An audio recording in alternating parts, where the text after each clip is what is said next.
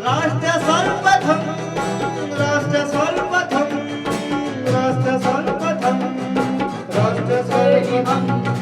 राष्ट्र सर्वप्रथम की बात ललित सुमन के साथ कार्यक्रम में नेशनल टीवी चैनल कात्यायनी पर आप सभी राष्ट्रवासियों का स्वागत है।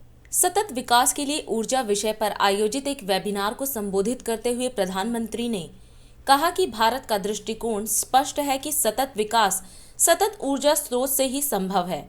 उन्होंने कहा कि सतत विकास के लिए ऊर्जा हमारी पुरातन संस्कृति से भी प्रेरित है और यह भविष्य की आवश्यकताओं और आकांक्षाओं की पूर्ति का मार्ग भी है।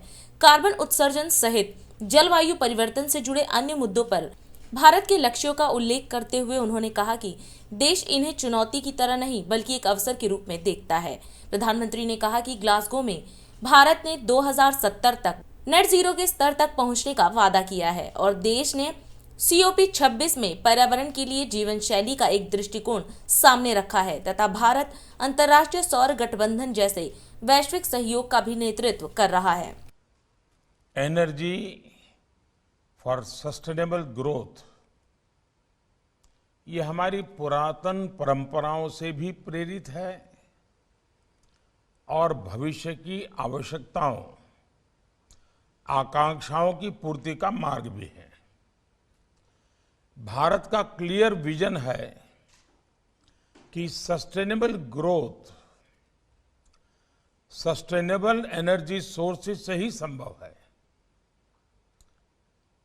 ग्लासगो में हमने 2070 तक नेट जीरो के स्तर तक पहुंचने का वायदा किया है। मैंने COP26 में सस्टेनेबल लाइफस्टाइल को बढ़ावा देने के लिए भी लाइफ मिशन की बात कही थी, यानी लाइफस्टाइल फॉर एनवायरनमेंट का विजन सामने रखा था। हम इंटरनेशनल सोलर अलायंस जैसे ग्लोबल कोलैबोरेशन को नेतृत्व भी दे रहे हैं। नॉन फॉसिल एनर्जी कैपेसिटी में हमारा टारगेट अपने लिए 500 गीगावाट है। 2030 तक अपनी इंस्टॉल एनर्जी कैपेसिटी का 50% हमें नॉन फॉसिल एनर्जी से हासिल करना है। भारत ने अपने लिए जो भी टारगेट सेट किए हैं उसे मैं चैलेंज की तरह नहीं बल्कि एक अपॉर्चुनिटी की तरह देखता हूं। फ्रेंड्स, इस बजट में सोलर एनर्जी की दिशा में high efficiency solar module manufacturing के लिए 19,500 करोड़ रुपए की घोषणा की गई है।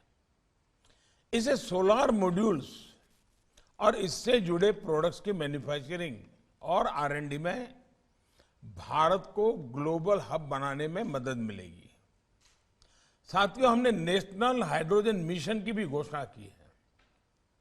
भारत के पास प्रचुर मात्रा में उपलब्ध रिन्यूएबल एनर्जी पावर के रूप में एक इनहेरेंट एडवांटेज है। इससे भारत विश्व में ग्रीन हाइड्रोजन का हब बन सकता है। हाइड्रोजन इकोसिस्टम फर्टिलाइजर, रिफाइनरीज और ट्रांसपोर्ट सेक्टर से इंटरकनेक्टेड है। एक ऐसा क्षेत्र है जिसमें प्राइवेट सेक्टर द्वारा इनोवेशंस को बढ़ावा दिया जाना चाहिए ताकि भारत की पूरी क्षमता का उपयोग किया जा सके। साथियों, रिन्यूएबल एनर्जी के साथ एक बड़ा चैलेंज एनर्जी स्टोरेज को लेकर भी है। इसके लिए भी सॉल्यूशन तलाशने के लिए बजट में स्टोरेज कैपेसिटी में ग्रोथ को बनाए रखने वाली बड़ी प्रायोरिटी दी गई है।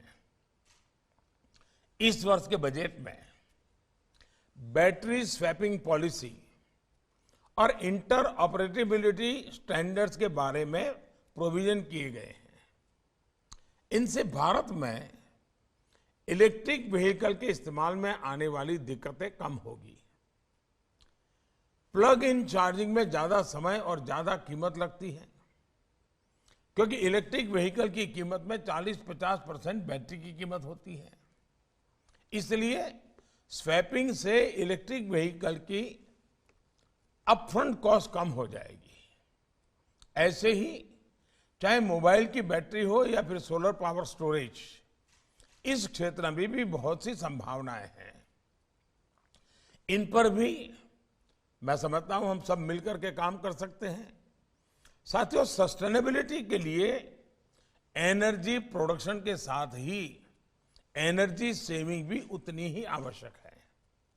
हमारे देश में और अधिक एनर्जी एफिशिएंट एसी कैसे बने, अधिक एनर्जी एफिशिएंट हीटर, गीजर,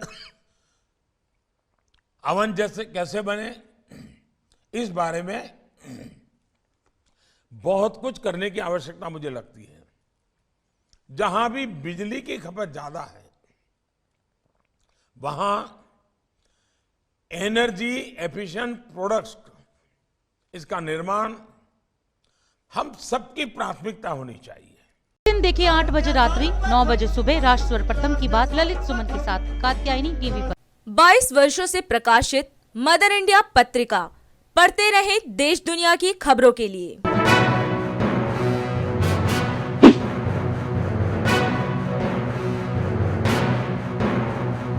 26वें वर्ष में आपके लोकप्रिय समाचार पत्र इंडिया दर्पण का प्रवेश। आप देखते रहे अपने क्षेत्र की खबरें।